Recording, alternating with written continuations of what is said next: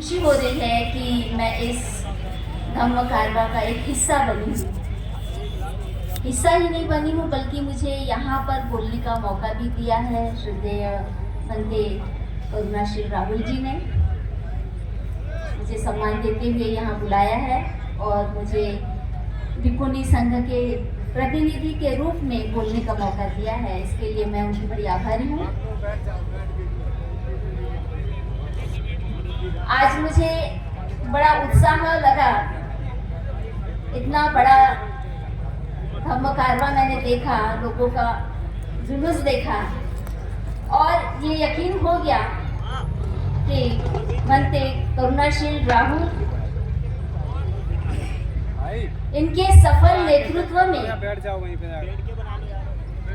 धम्म का एक सामाजिक आंदोलन खड़ा हो गया है, खास करके भारत के उत्तर प्रदेश में। ये उनका प्रभावशाली नेतृत्व है कि आज यहाँ पर इतने सारे लोग इकट्ठा हुए हैं। और आज का जो थीम है तंबू का बम्बू, पहले मैंने धम्म विन्यास से कहा था कि मुझे कुछ बोलने में अजीब सा लग रहा है तंबू का बम्बू, लेकिन बाद में मैंने देखा कि इसका जो प्रयोग है बाबा साहब ने 18 मार्च के 1956 के अपने भाषण में किया है कि वो कह रहे हैं कि ये जो सामाजिक आंदोलन उन्होंने खड़ा किया है एक शामियाने की तरह है और वो एक में व्यक्ति उसे संभाले हुए हैं एक मजबूत स्तंभ की तरह। और उन्हें ये एहसास हो गया था कि उनकी उम्र को देखते हुए, उनकी सेहत को देखते हुए कभी भी कुछ भी हो सकता है, तो बड़े चिंतित थे कि उनके बाद इस आंदोलन की बागडोर कौन संभालेगा, कौन ऐसा मजबूत स्तंभ होगा जो इसे खड़ा रखेगा या संभालेगा या आगे ले जाएगा। और इसी चिंता को उन्होंने उस भाषण में व्यक्त किया है। और आज इतने वर्षों के बाद में फिर वही प्रश्न उठाना एक प्रासंगिक प्रश्न है। और इस प्रश्न के साथ साथ भंते जी ने मुझे एक विषय भी दिया कि बौद्ध व्यवस्था में या बौद्ध व्यवस्था निर्माण में भिक्खुनियों की क्या भूमिका होनी चाहिए या होगी।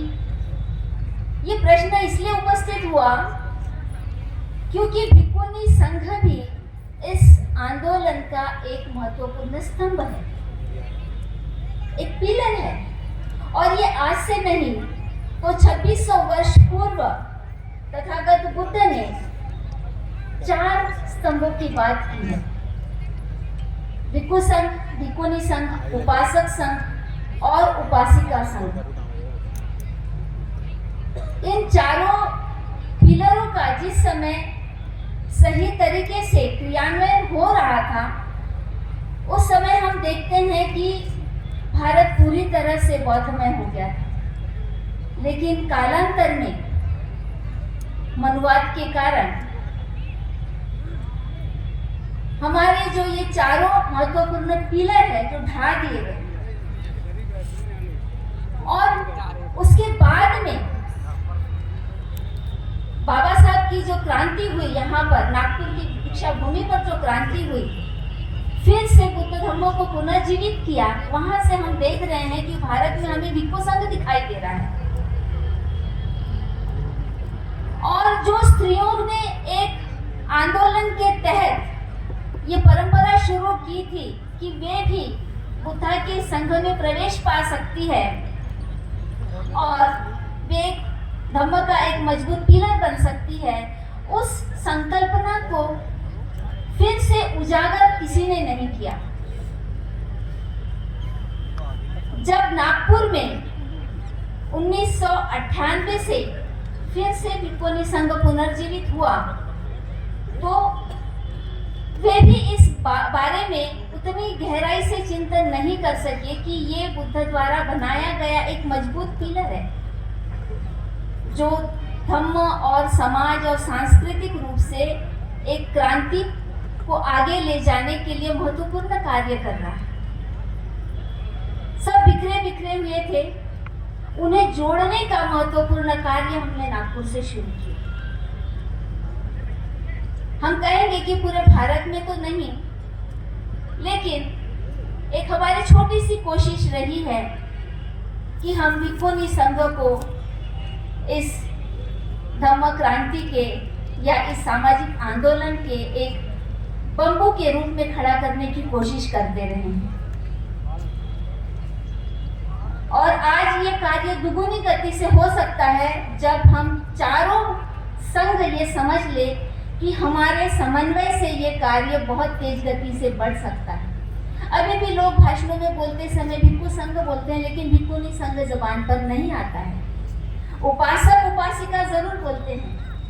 जैसे आप किसी इमारत को बनाते हैं या छत को बनाते हैं तो उसमें 4 पिलर बनाते हैं ना, 4 पिलर या 3 ही पिलर बनाते हैं, 4 पिलर बनाते हैं, है ना। तो ये जो दूसरे नंबर का पिलर है भिक्खुनी संघ, ये कहीं ना कहीं मिसिंग नजर आता है।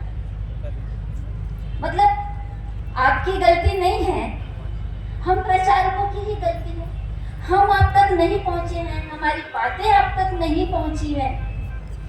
यहाँ तो सैकड़ों हजारों बम्बों की हम बात कर रहे हैं। यहाँ प्रत्यक्ष रूप से हम देख रहे हैं कितना बड़ा शामियाना खड़ा है और वहाँ पर 1 2 नहीं तो कई बम्बू लगे हुए हैं, तब जाके वो सही तरीके से स्ट्रेट खड़ा है। तो ये जो चारों संघ है, ये चारों संघ में कितने लोग आते हैं? भिक्खु संघ में कई भिक्खु आते हैं, भिक्खुनी संघ में कई भिक्खुनी आती हैं, उपासक संघ में कई उपासक आते हैं और उपासिका संघ में कई उपासिकाएं आती हैं और उसके बाद में कई अनुयायी आते हैं। ये सारे ही अगर मजबूत हो जाए तो कितना बड़ा शामियाना खड़ा हो सकता है हमारे सामाजिक आंदोलन का। लेकिन ऐसा नहीं हो रहा है, हमें कुछ रुकावटें